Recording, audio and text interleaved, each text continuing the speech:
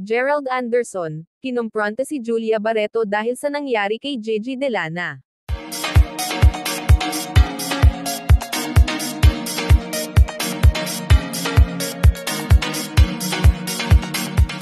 Lalong uminit ang isyu sa pagitan nina Gerald Anderson, Julia Barreto, at Gigi Delana matapos kumalat ang balitang kinumpronta ni Gerald si Julia.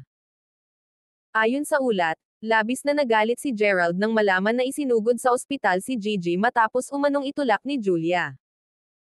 Hindi na raw napigilan ng aktor ang emosyon at diretsahang hinarap si Julia upang alamin ang buong katotohanan.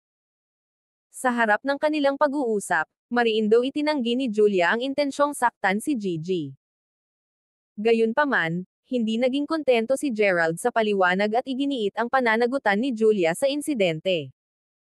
Ayon pa sa aktor, ang kaligtasan ng kanyang magiging anak ang kanyang pangunahing iniintindi.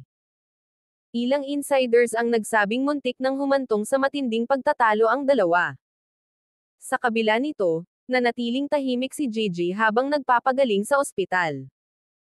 Patuloy namang sinusubaybayan ng publiko ang paglalim ng tensyon sa love triangle na ito.